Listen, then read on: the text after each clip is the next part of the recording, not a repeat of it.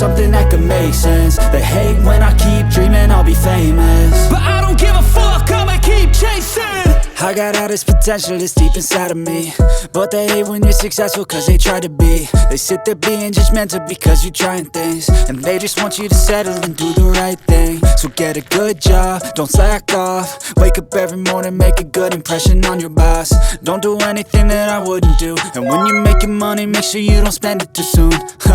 Fuck that, I'll do what I wanna do. I got a different path from everyone, and that includes you. Who are you to tell me how to live life? In these times it feels like nobody's right, yeah. So I'ma figure.